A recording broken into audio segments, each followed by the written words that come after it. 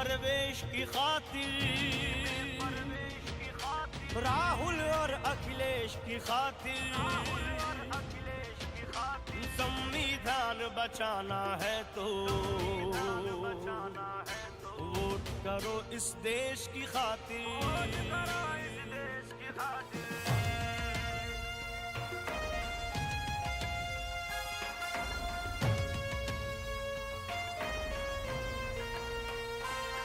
उम्मीद किसानों की इनसे,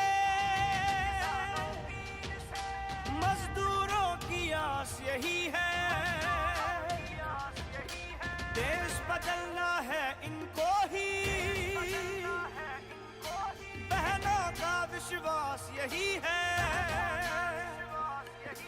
जन जन की आवाज यही है, दिल्ली में प्रवेश की खातिर, राहुल और अखिलेश की खातिर, वोट करो इस देश की खातिर, वोट करो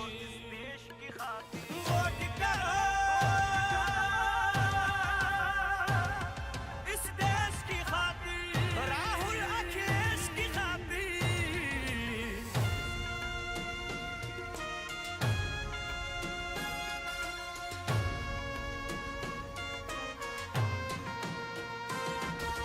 जान बचाए लोकतंत्र को अब तो इन्हीं से आशा है, सच पूछो तो इनका जीवन समाजवाद की परिभाषा है, अब भारत का नारा यही है, दिल्ली में प्रवेश की खातिर, राहुल और अखिलेश की खातिर, वोट करो इस देश की खातिर। गठबंधन है, गठबंधन है, ये इंडिया का गठबंधन है, गठबंधन है, गठबंधन है, ये इंडिया का गठबंधन है।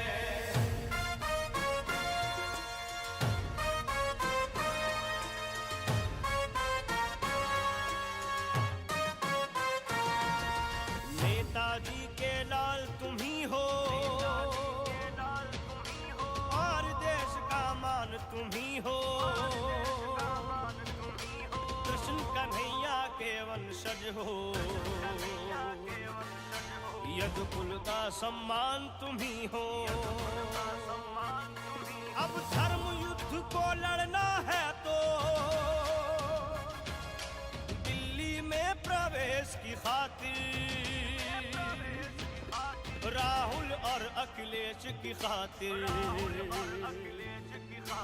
वोट करो इस देश की खातिर। गठबंधन है, गठबंधन है, ये इंडिया का गठबंधन है, गठबंधन है, गठबंधन है, ये इंडिया का गठबंधन है, इंडिया का गठबंधन है।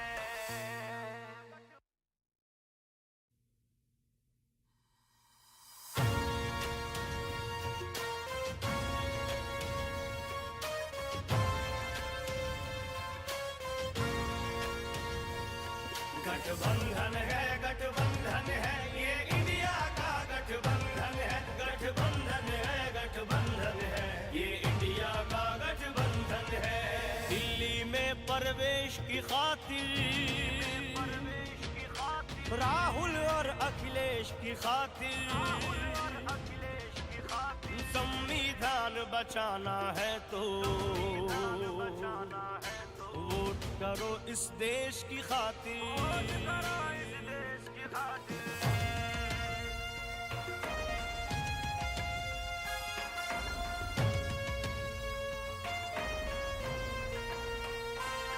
उम्मीद किसानों की इनसे, मजदूरों की आस यही है, देश बदलना है इनको ही, बहनों का विश्वास यही है, जन जन की आवाज यही है, दिल्ली में प्रवेश की की खातिर, राहुल और अखिलेश की खातिर, वोट करो इस देश की खातिर, वोट करो इस देश की खातिर, राहुल अखिलेश की खातिर।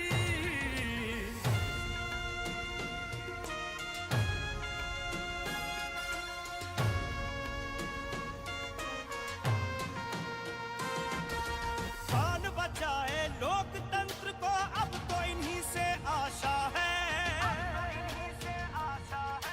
सच पूछो तो इनका जीवन समाजवाद की परिभाषा है। अब भारत का नारा यही है, दिल्ली में प्रवेश की खातिर, राहुल और अखिलेश की खातिर, वोट करो इस देश की खातिर। गठबंधन है, गठबंधन है, ये इंडिया का गठबंधन है। गठबंधन है, गठबंधन है, ये इंडिया का गठबंधन है।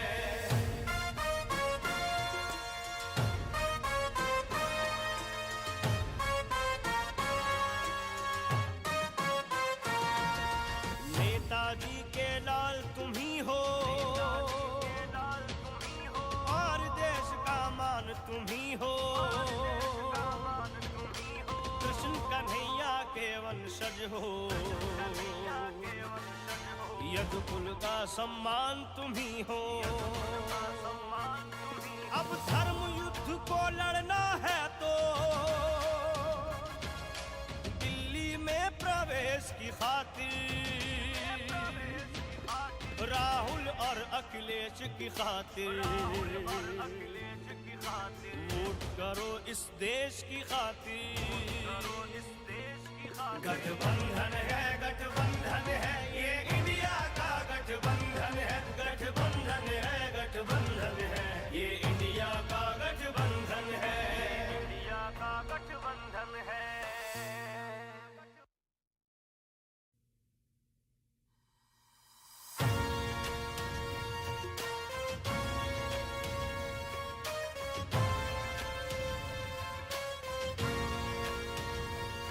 गठबंधन है, गठबंधन है, ये इंडिया का गठबंधन है। गठबंधन है, गठबंधन है, ये इंडिया का गठबंधन है। दिल्ली में प्रवेश की खातिर, राहुल और अखिलेश की खातिर, संविधान बचाना है तो वोट करो इस देश की खातिर।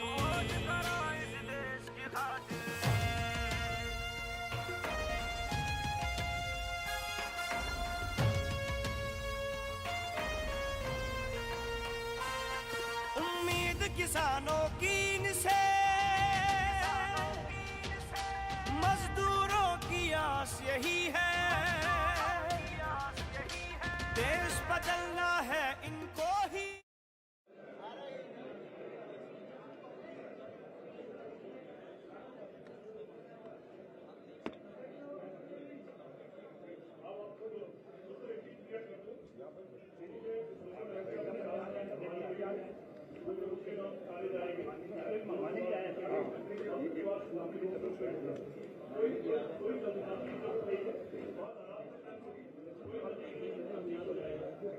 हाँ, ये किसका है? नहीं, अच्छा तो एक मिनट। पत्रकार साथियों, अखिल भारतीय कांग्रेस कमेटी के राष्ट्रीय अध्यक्ष श्री मल्लिकार्जुन खड़गे साहब और समाजवादी पार्टी के राष्ट्रीय अध्यक्ष अखिलेश यादव जी बस तुरंत कुछ ही क्षणों में आपके बीच होंगे। आप लोगों ने धैर्यपूर्वक प्रतीक्षा की, उसके लिए हम हृदय से आभार व्यक्त करते हैं।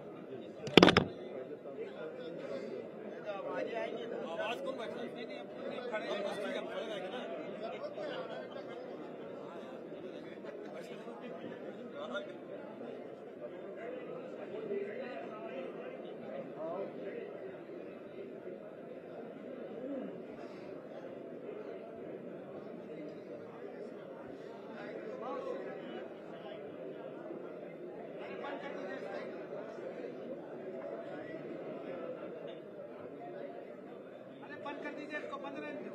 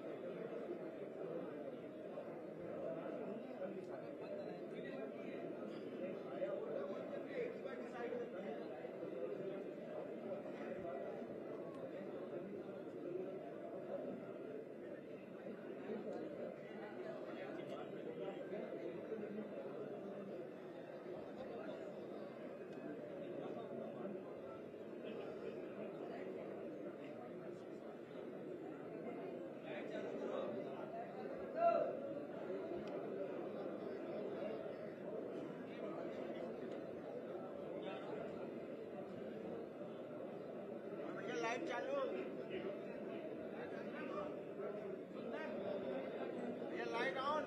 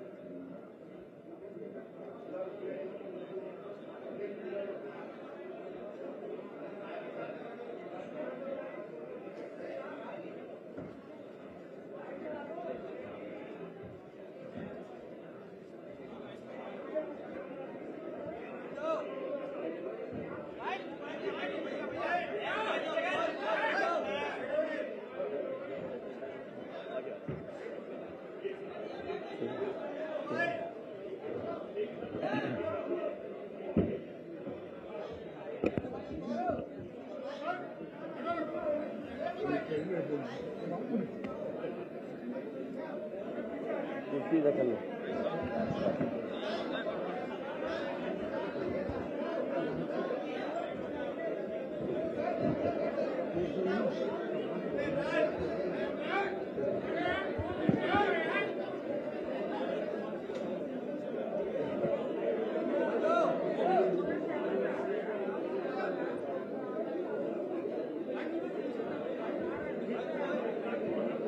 लाइट चालू कर दो, light hello hello light on कर दो। नमस्कार साथियों, लखनऊ प्रेस है। अरे लखनऊ प्रेस से बहुत आते हैं। मेरे साथियों से निवेदन है कि जो यहाँ खड़े हुए हैं थोड़ा साइड में हो जाएं। यूट्यूबर्स जो आ गए हैं, पहुंचे हैं, काफी लोग हैं यूट्यूबर्स के। आप सबका बहुत बहुत स्वागत है, नमस्कार। इंडिया गठबंधन की आज इस संयुक्त वार्ता में प्रमुख रूप से उपस्थित अखिल भारतीय कांग्रेस कमेटी के सम्माननीय अध्यक्ष आदरणीय मल्लिकार्जुन खड़गे जी, समाजवादी पार्टी के राष्ट्रीय अध्यक्ष आदरणीय अखिलेश यादव जी, अखिल भारतीय कांग्रेस कमेटी के जनरल सेक्रेटरी प्रशासन आदरणीय के.सी. वेणुगोपाल जी, आदरणीय श्यामलाल पाल जी, प्रदेश अध्यक्ष समाजवादी पार्टी के, उत्तर प्रदेश कमेटी के हमारे सीएपी नेता आदरणीय आराधना मोना मिश्रा जी, आदरणीय श्री राजेंद्र चौधरी जी, रविंद्र जी आए, आदरणीय रविंद्रास मेहरोत्रा जी, हमारे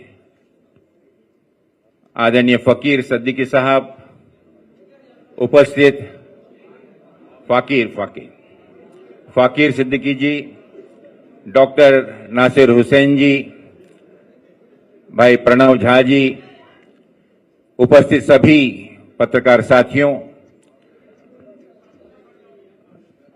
आज के इस गठबंधन की संयुक्त प्रेस वार्ता में पुनः आप सबका मैं स्वागत करता हूं और निवेदन करता हूं अखिल भारतीय कांग्रेस कमेटी के सम्माननीय अध्यक्ष आदरणीय मल्लिकार्जुन खड़गे जी से कि वे इस प्रेस वार्ता को संबोधित करें।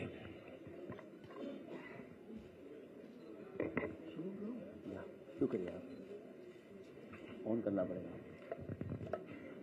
On on on.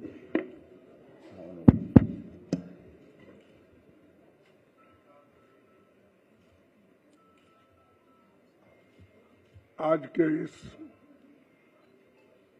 Press conference में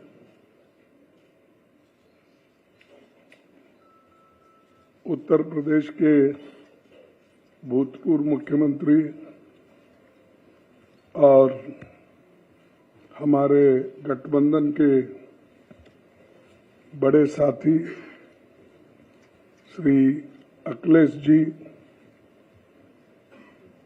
और इस मंच पर बैठे हुए सभी मेरे दोस्तों और यहाँ पर पधारे हुए हमारे मीडिया के सारे बंधुओं मित्रों, ये नहीं कहता मेरे परिवार के लोग बोल के, तो सभी मेरे दोस्त हैं, सभी आप हमारे अपने इस कॉन्फ्रेंस में बड़ी तादाद के साथ यहाँ पर आए हैं, इसलिए आप सबका मैं शुक्रिया अदा करता हूँ।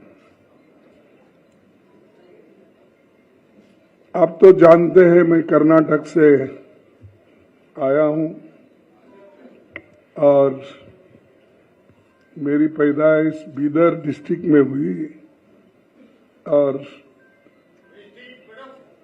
वहाँ से जब हैदराबाद लिबरेशन के वक्त वहाँ पर थोड़ी गड़बड़ी जब हुई तब मुझे गुलबर्गा लाया गया मेरे पिताजी ने। मेरा घर पूरा जल के खाक हुआ था। मेरी माँ, मेरी बहन, मेरे भाई, मेरे चाचा सभी उसमें खत्म हुए थे। तो मेरे पिताजी ने जो बाहर खेत में काम कर रहे थे वो उन्होंने उठा के मेरे को यहाँ गुलबर्गा में घूमते घूमते गुलबर्गा आए और गुलबर्गा में ही थोड़ी सी पढ़ाई वहीं पर हो गई और उसके बाद में मैं एक ही आदमी अपने घर में था तो इसलिए मुझे हर चीज में दिक्कत होती थी।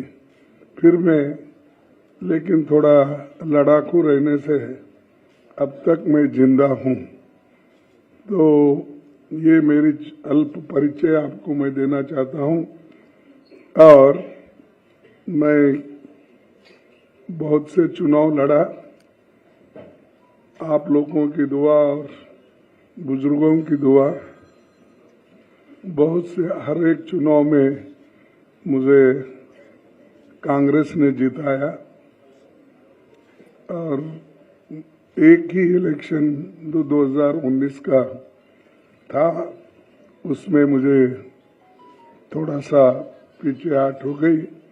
फिर भी परवाह नहीं, ये तो अपनी बात तुम्हारे पास इसलिए रख रहा हूं कि बहुत से हमारे दोस्तों को अपने बारे में मालूम नहीं होता क्यों, और दूसरे लोग भी ये वो ज्यादा इसमें इंटरेस्ट लेके पूछते भी नहीं। तो ये प्रेस कॉन्फ्रेंस जो है बड़ा महत्वपूर्ण प्रेस कॉन्फ्रेंस है क्योंकि अभी तक 4 चरण के चुनाव पूरा हो चुके हैं। इंडिया गठबंधन मजबूत स्थिति में है। हिंदुस्तान की जनता ने मोदी जी की विदाई तय कर दी है पूरे देश का माहौल देखकर मैं विश्वास के साथ कह सकता हूं 4 जून को इंडिया गठबंधन नई सरकार बनाने जा रही है। हो सकता है आप लोगों को ताजुब होगा, ये इलेक्शन रहने की वजह से हर लोग ये अचंभे से ही इसको देखते हैं।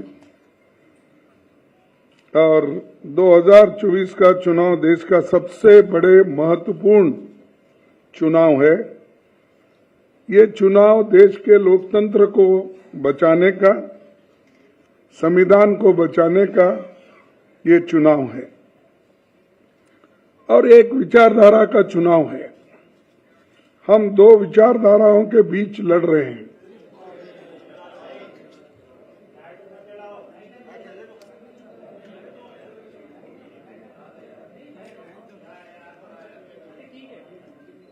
शुरू करूं? तो ये 2 विचारधाराओं की लड़ाई भी है। एक तरफ गरीबों के पक्ष में लड़ने वाले पार्टियां एक होकर लड़ रहे हैं और दूसरे तरफ जो अमीरों के साथ रह के अंधश्रद्धा और जो अपने को ठीक लगता है वैसे लोग धर्म के आधार पर, रिलीजन के आधार पर वो लड़ रहे हैं। लेकिन हमारी लड़ाई गरीबों के ओर से है, जिनको खाने के लिए एक वक्त का खाना भी नहीं मिलता, जिनको नौकरी नहीं मिलती और जो लोग एम्प्लॉयमेंट के लिए तरसते हैं। पढ़ लिख के वो लोग रास्ते पे आते हैं, ग्रेजुएट बनने के बाद भी, इंजीनियर बनने के बाद, डॉक्टर बनने के बाद, डिप्लोमा होल्डर रहने के बावजूद भी उनको नौकरी नहीं मिलती और सरकार में इतने नौकरियां खाली है, उन नौकरियों को भी केंद्र सरकार भर्ती करने के लिए तैयार नहीं है। इसीलिए हमारी जो गठबंधन है, ये गठबंधन बेरोजगारी के खिलाफ और जो कीमतें इतने ज्यादा हो गए हैं उसके खिलाफ लड़ रही है। और मैं पहले ही बोला, एक तरफ अमीर, एक तरफ गरीब, इस जो डिफरेंस है, फर्क है, इसको मिटाने के लिए हम लोग एक होकर गरीबों की लड़ाई लड़ रहे हैं। और मुझे ऐसा पहले मेरे 53 साल के पॉलिटिकल जीवन में मैं ऐसा नहीं देखा कि इतनी बड़ी सब पार्टियां मिलके, 26 पार्टियां मिलके एक होके लड़ रहे हैं, तो आप सोचिए लोग कितने नाराज हैं और हर पार्टी के लोग एक होकर किस ढंग से लड़ना चाहते हैं, यही दर्शाता है। ये चुनाव इसलिए भी महत्व है कि ये पार्लियामेंट का चुनाव है, ये देश का भविष्य बनाने वाला चुनाव है। हमारे आगे के पीढ़ी को सुरक्षित रखने का, उनके हकूक की हिफाजत करने के लिए और उनको जो खास करके ये वीकर सेक्शंस, दलित, आदिवासी, पिछड़े और इन लोगों के जो हकूक है, रिजर्वेशंस है, उस रिजर्वेशन की भी हिफाजत करने का हमारा फर्ज है, क्योंकि संविधान बचा तो ये सारे चीजें बच जाते हैं। कई लोग ये भी सोचते हैं भाई रिजर्वेशन के बारे में ही बात करते, हमको क्या मिलता।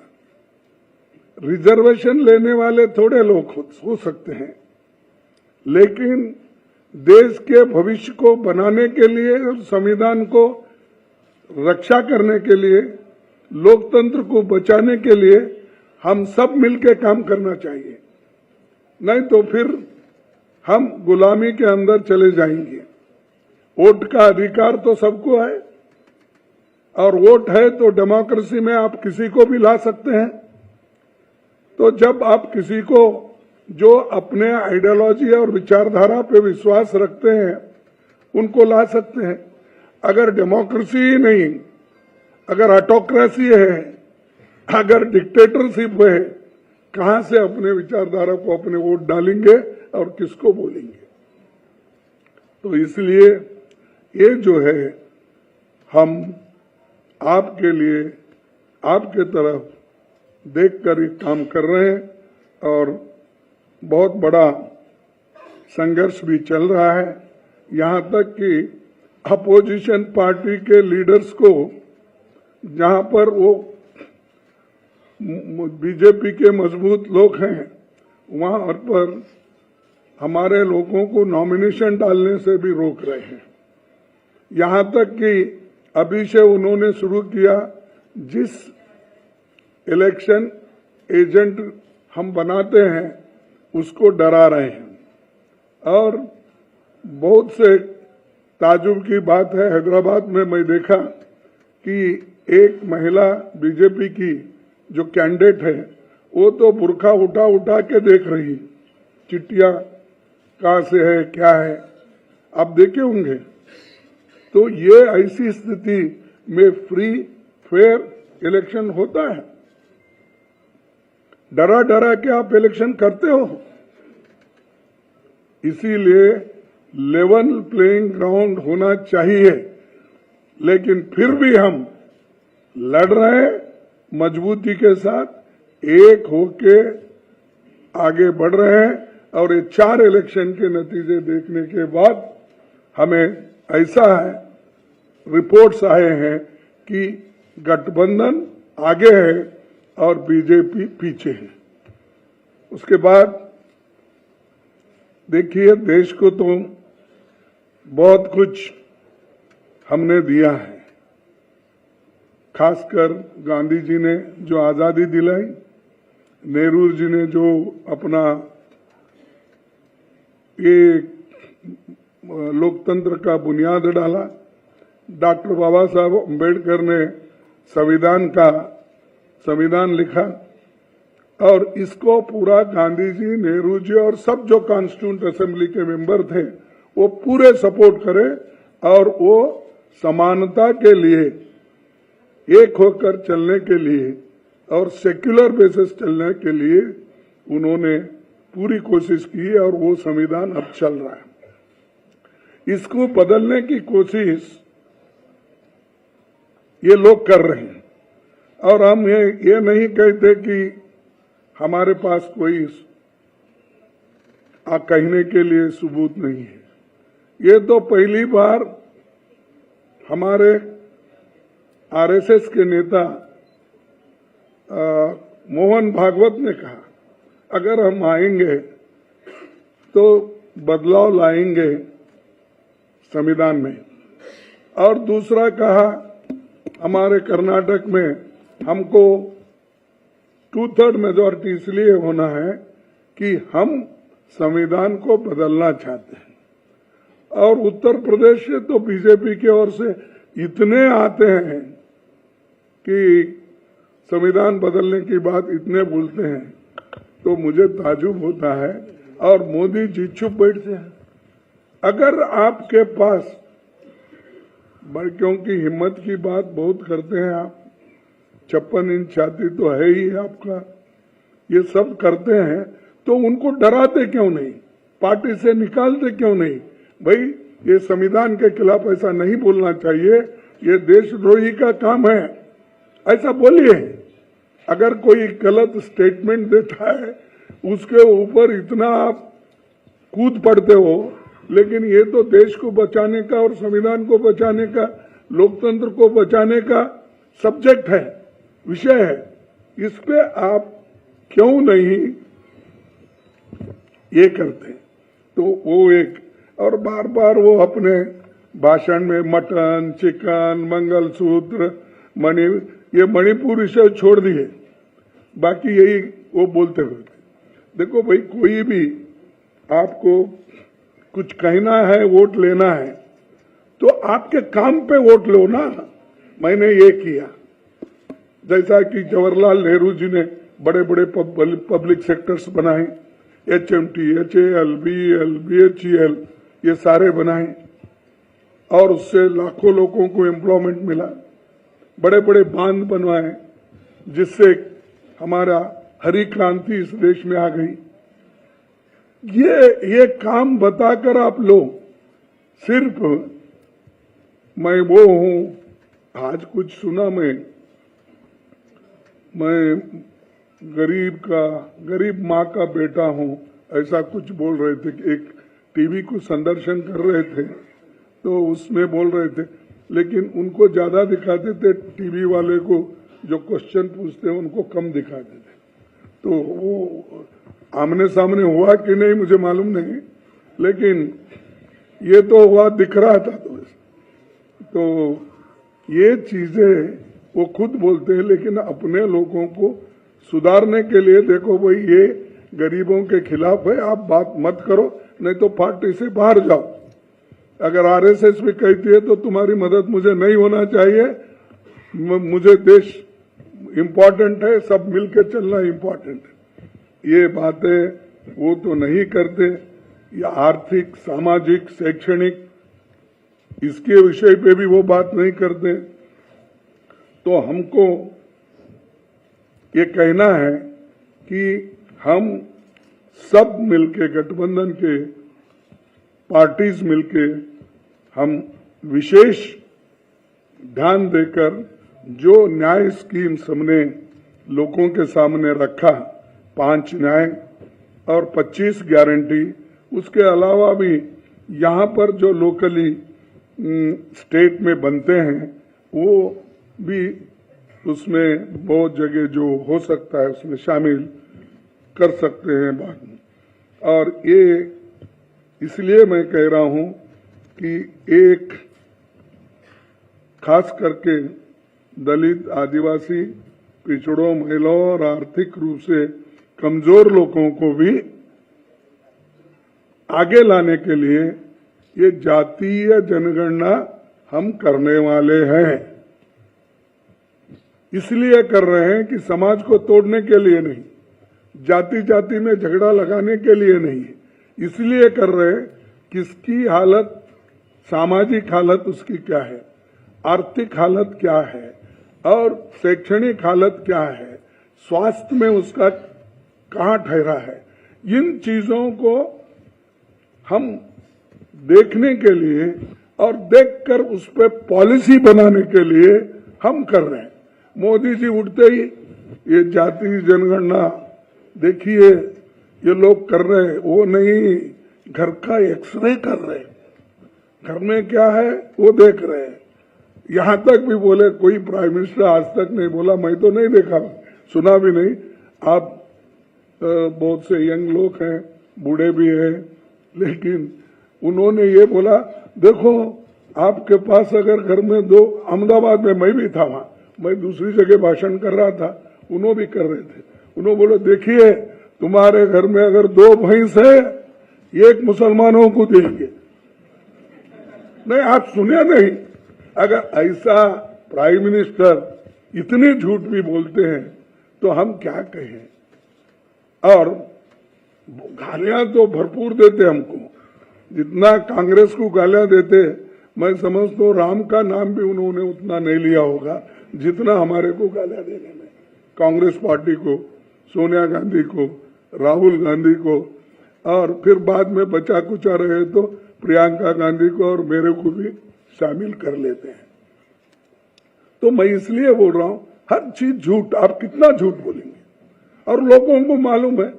इसके बावजूद भी अगर कोई कहता है कि बहुत बड़ा होशियार है, स्टेट्समैन है, अगर कहते हैं तो मैं समझूंगा इस देश की बदकिस्मती है। और मैं ये दावे के साथ कहूंगा कि इंडिया गठबंधन ये जो है बहुत मजबूती के साथ लड़ रहा है और लड़ेगा, और हमारे जितने भी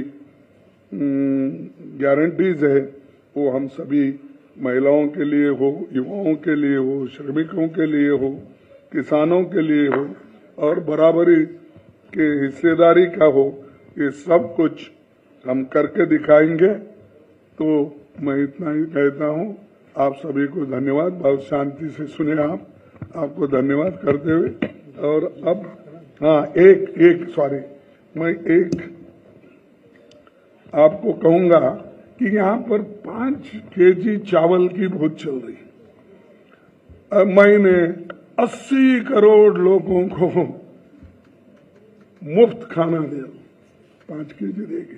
अरे भाई, फूड सिक्योरिटी एक्ट तो हमने लाया, कोई भी उस एक्ट के तहत कोर्ट जा सकता है अगर स्टॉप करे। तुमने तो कुछ भी नहीं किया, लेकिन मैं इतने 80 करोड़ लोगों को खाना, आप 5 किलो दे रहे हैं ना, हम गठबंधन की सरकार अगर आएगी हम 10 केजी देंगे, 10 केजी। पहले का जो भी है वो तो है, लेकिन 10 केजी हम देंगे।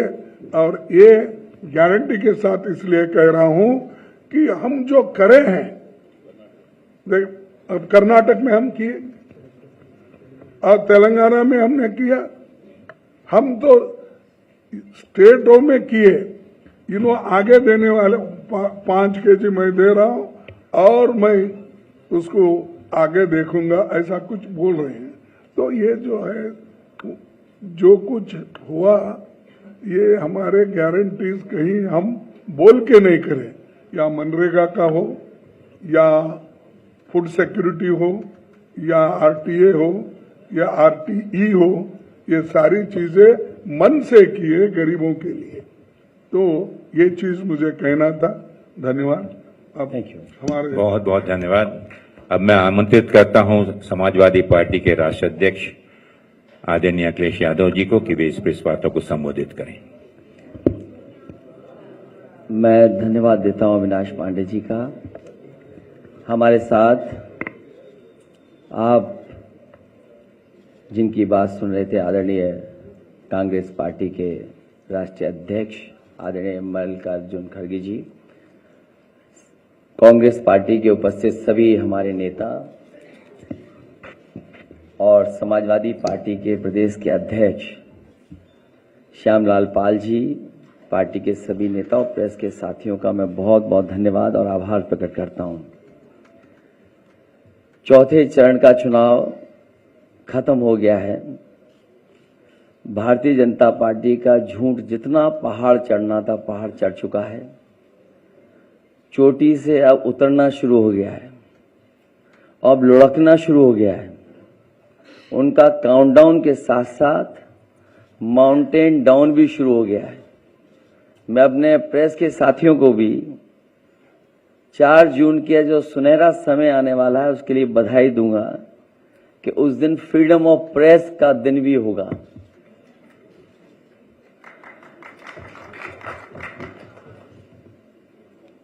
मीडिया मुक्ति और फ्रीडम ऑफ प्रेस का दिन भी 4 जून होगा। भारतीय जनता पार्टी अपने ही नेगेटिव नैरेटिव में उलझ गई है और जब हम पीछे मुड़ करके देखते हैं, 10 साल दिल्ली की सरकार और लगभग 7 साल उत्तर प्रदेश की सरकार में हर बात उनकी झूठी निकली, वादे उनके झूठे निकले। और हाल में जो हम लोगों ने उनका चुनाव देखा है, वो उनकी बूथ कमेटियां लूट कमेटी के तरह काम करने लगी हैं। और जो जन समर्थन इंडिया गठबंधन के लिए जनता में दिखाई दे रहा है, आने वाले समय में 140 करोड़ की जनता भारतीय जनता पार्टी को 140 सीटों के लिए भी तरसा देगी। भारतीय जनता पार्टी का रथ फंस नहीं गया है, धंस गया है, और इसीलिए उनकी भाषा बदली है। जो उन्हें अपने काम पर वोट मांगना था, वो अपनी भाषणों में भाषा बदल दी है। इसलिए नकारात्मक राजनीति का समय खत्म हो गया है। लोग और देश की जनता बदलाव चाहती है। वो बदलाव 4 जून को आने वाला है। इंडिया गठबंधन की सरकार बनेगी। तमाम जो जनता के लिए और जो हमारा किसान बैठा देख रहा है कि किसान की मदद हो, सहयोग हो, खुशहाली के रास्ते पर किसान जाए, उसे जो झूठा सपना दिखाया गया था आय दोगुनी का, और काले कानून ला करके जो उसके साथ अन्याय हुआ था, वो अभी किसान भूला नहीं है। वो थार से जो किसानों की जान गई, थार वाला घटना भी किसान भूला नहीं है। और इनकी सरकार में लाखों किसानों ने आत्महत्या की है। बुंदेलखंड का इलाका उत्तर प्रदेश का वो है जहां पर सबसे ज्यादा किसानों ने आत्महत्या की। जो जन समर्थन मुझे कल दिखाई दिया है, बुंदेलखंड के लोग भारतीय जनता पार्टी को खंड खंड कर देंगे। वहां पर कोई भी खाता खुलने वाला भारतीय जनता पार्टी का नहीं है। और मैंने कई बार कहा और फिर कहता हूं प्रेस के सामने, इंडिया गठबंधन उत्तर प्रदेश में 79 सीटें जीत रहा है और क्यूटो में लड़ाई में है। जो नौजवान देख रहा है कि उसकी हर परीक्षा, उसका पेपर लीक हुआ, जिन्होंने तैयारी करके गए, कोचिंग करके गए, और जब वो परीक्षा दे करके घर लौटे तो निराश हो गए क्योंकि परीक्षा का पेपर लीक हो गया। ये सरकार नौकरी नहीं देना चाहती। नौकरी खोने से नौजवानों का 1/3 जीवन बर्बाद हो गया। कई मौकों पर कहा मैंने, वो गणित बताया कि अगर एक परिवार के 3 सदस्य इस सरकार से नाराज हैं, जो बेटा या बेटी परीक्षा लिखने गई थी और उसके केवल मां बाप को हम जोड़ दें, 3 गुणा 60 लाख बनता है 1 करोड़ 80 लाख, और 1 करोड़ 80 लाख अगर हम भाग दे दें 80 लोकसभाओं से, तो हर लोकसभा में 2,25,000 वोट कम भारतीय जनता पार्टी का हो गया। इसकी भरपाई कहां है? इसलिए पूरा सफाया होने जा रहा है। किसान, नौजवान, व्यापारी, हर वर्ग के लोग भारतीय जनता पार्टी की जो पुरानी कहानी है सुन सुन करके थक गए हैं। इनके जो घिसे पटे डायलॉग हैं उनको भी कोई नहीं सुनना चाहता। इसलिए इस बार परिवर्तन होना तय है। इंडिया गठबंधन सबसे ज्यादा सीटें उत्तर प्रदेश में भी और देश में जीतने जा रहा है।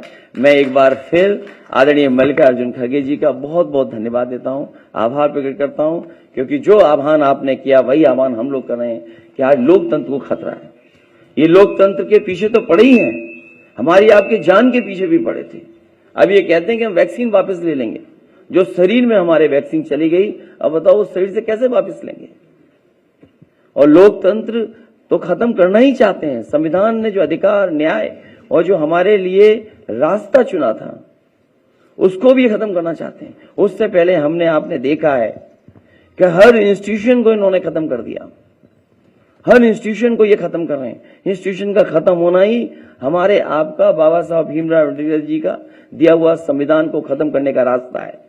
इसलिए देश की जनता लोकतंत्र को भी बचाएगी और भारतीय जनता पार्टी को इस बार हारने का काम करेगी। बहुत बहुत धन्यवाद आदरणीय अखिलेश जी। साथियों, समय कम है, कुछ प्रश्न आदरणीय खड़गे जी से और अखिलेश जी से आप लोग पूछना चाहें तो पूछें। मैं सबसे पहले आमंत्रित करता हूं जो नाम मेरे पास में आए हुए हैं, आदरणीय भाई वीरेंद्र सिंह जी, भारत समाचार से। वीरेंद्र सिंह जी, थोड़ा सा शांति बनाए रखें, समय कम है क्योंकि दोनों आदरणीय नेताओं को आज दिन भर जो कैंपेन लगा हुआ है, मीटिंगें लगी हुई हैं। मेरा सवाल अखिलेश जी से है कि उत्तर प्रदेश में एक चर्चा जो आप लोगों ने चलाई थी कि आरक्षण और संविधान को लेकर, इसको लेकर काफी नीचे तक चर्चा चलाने में आप लोग तो कामयाब हो गए हैं। और दूसरी बात यह है कि पीडीए को लेकर आपने एक अभियान शुरू किया था, लेकिन इन सब के बीच में कुछ जगहों पर मायावती ऐसे प्रत्याशी खड़े कर रही जहां आपके काफी जो है परेशानी आपके लिए पैदा हो रही है। इसको आप किस रूप में देखते हैं, क्योंकि वो भी भाजपा से भी इस गठबंधन को लड़ना पड़ रहा है यूपी में और मायावती से भी लड़ना पड़ रहा है। इंडिया गठबंधन की रणनीति पीडीए और इस मौके पर आदरणीय मल्लिका खड़गे जी भी हैं। मैं यही अपील करूंगा कि बहुजन समाज के लोग जो बाबा साहब भीमराव अंबेडकर जी की आस्था रखते हैं, उनके रास्ते पर उनके बनाए हुए संविधान को बचाना चाहते हैं, अपना वोट खराब न करें। जो इंडिया गठबंधन है उसकी मदद करें, जिससे लोकतंत्र को और मजबूत किया जा सके। श्री कुमार अभिषेक जी, आज तक।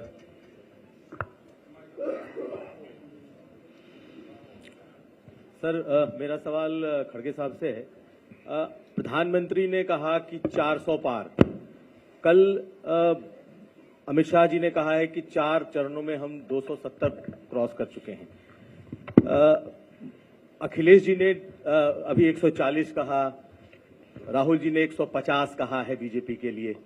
आप बीजेपी को कहां तक देख रहे हैं और कांग्रेस पार्टी को आप कहां तक देख रहे हैं, कांग्रेस पार्टी को? और सवाल एक सर और है इसमें, अगर आप दे सकें। एक प्रश्न पूछें। जोड़ देता हूं, अलग सा सवाल। जल्दी जल्दी। सर, स्वाति मालीवाल को लेकर के दिल्ली मुख्यमंत्री के आवास पर आरोप लगाए गए हैं, उस पर भी आपका रिएक्शन चाहेंगे। देखिए, आपने जो पहला प्रश्न पूछा उसका जवाब मैं ये देता हूं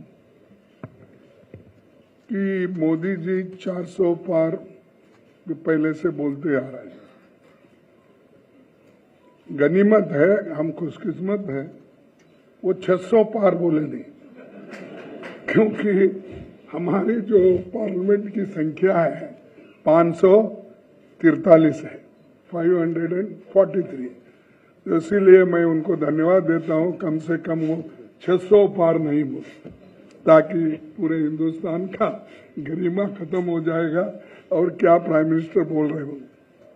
और दूसरी चीज, मैं शर्त लगाता हूं, अगर वो 400 पार 200 पार नहीं कर सकते, 200 पार नहीं कर सकते। और अब शाह बोल रहे हैं, शाह पहले नहीं बोलते थे, लेकिन बड़े बड़े अखबारों में उनके ऐसे आ रहे हैं कि प्रश्न उत्तर, मैं देखा हर पेपर में देखा, हिंदी पेपर में भी देखा, इंग्लिश में देखा, कन्नड़ा में देखा, बड़े बड़े उनके जो प्रश्न और उत्तर क्या पहले ही थे, क्या बनाए हुए थे, मुझे मालूम नहीं, लेकिन वो ठीक है, उनका जो कहना है कहते। लेकिन मैं कह रहा हूं, हमारे गठबंधन को, बीजेपी को सत्ता में आने के लिए, रोकने के लिए जितने नंबर होना, उससे ज्यादा नंबर हमारे पास आएंगे। बहुत बहुत धन्यवाद। एएनआई से उस्मान जी।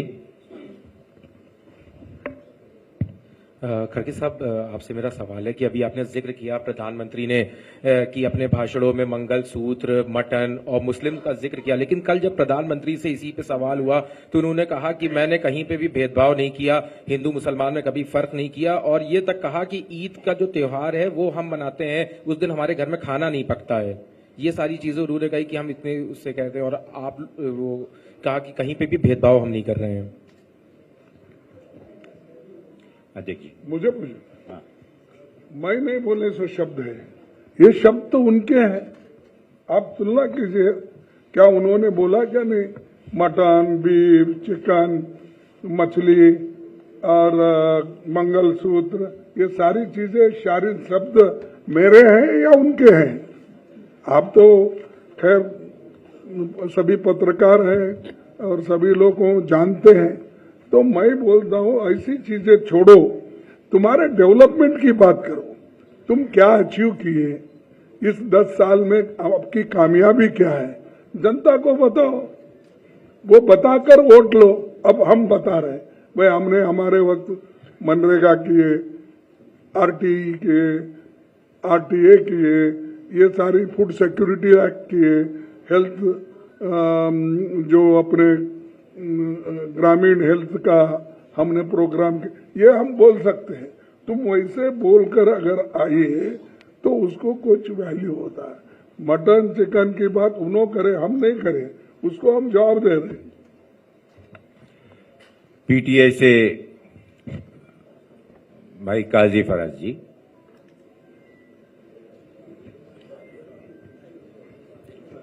पीटीआई अमर उजाला।